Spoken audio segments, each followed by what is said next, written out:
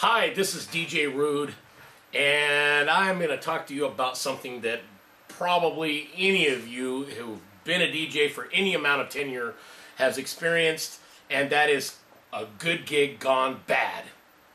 I'm sure that, like I said, if you've been a DJ long enough, you've had that experience. And there's some of you arrogant fucks who think that, oh, not me. Well, I've been doing it 30 years, and I did.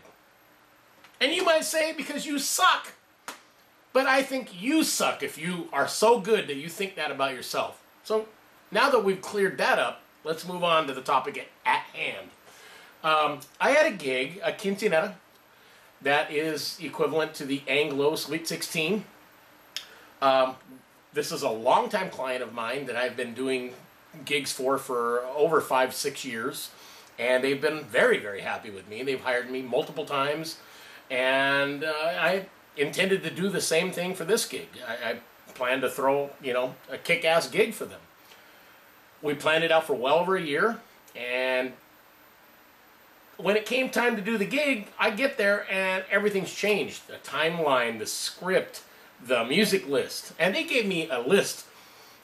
Every time we would have a meeting to talk about it, they'd hand me another list that had, another 50 hours worth of music on it. I mean, so literally, I had a script or a list of music that was well over 500 hours long, but I made sure I had every goddamn song that they wanted. But we get there, and they've got a whole different group of people that they invited, but had a whole different idea of what they wanted to hear. How many times have you gone to or done a gig like this where you allow your guests to decide what the music's going to be, when the guest of honor, the quinceañera girl, the birthday girl, should have been, the center of attention. But it wasn't that day. They were so dead set on pleasing this, huge group of family that came from Mexico and came from different parts of the state that wanted to hear a certain, type of Latino music or, Mexican music from a certain region of Mexico that I have some of, but I'm not that familiar with it. I mean, I'm an Anglo DJ. I'm of Arabic descent, and I do have Latino in me, and I've been around Latinos my whole life, but I've got the most popular Latino music, the bachata, merengue, I've got cumbias, I've got corridos, I've got ranchera, I've got banda, you name it, I've got it, but I'm not going to have every single genre or every single group that's out there. I play usually what's most popular. And when it comes to super obscure stuff from a certain region of a pueblo in Mexico, how am I going to have that? But here's the deal.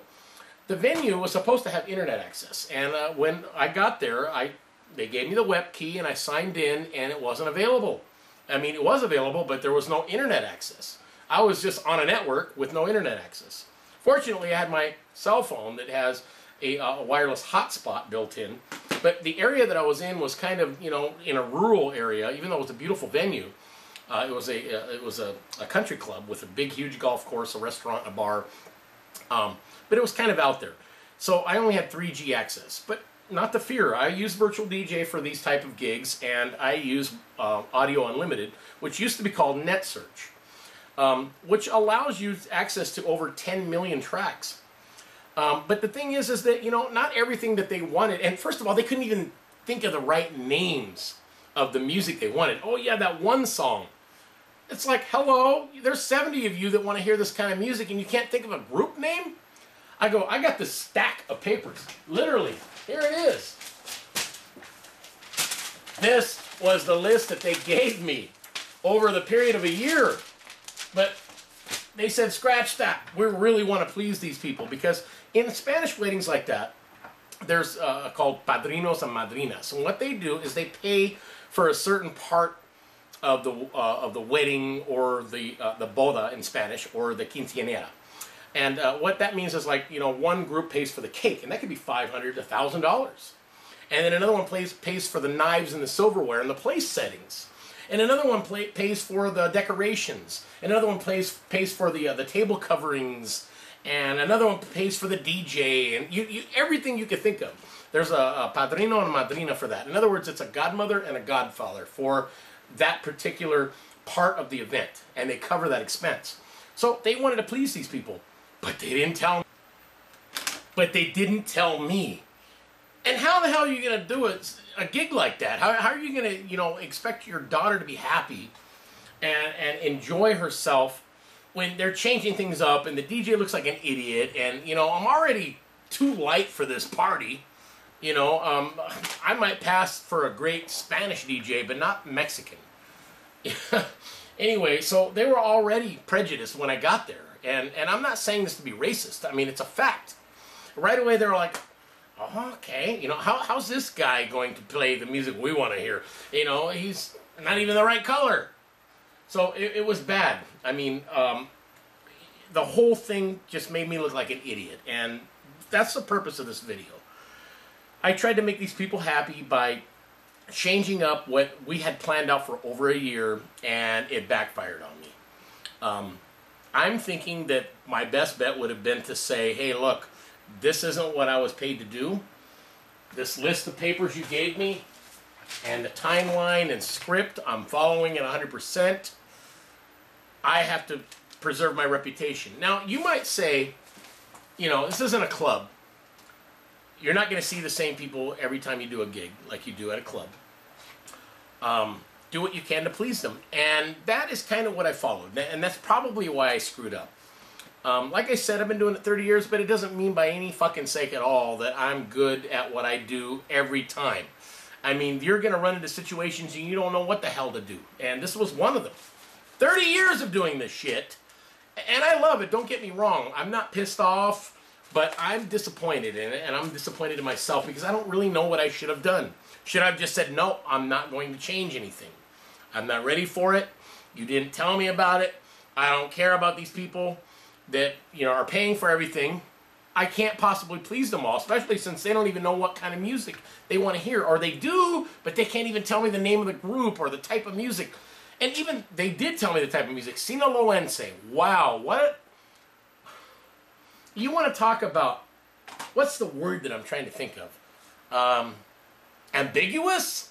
When I typed in Sinaloense, they're like, and I started playing, no, not that.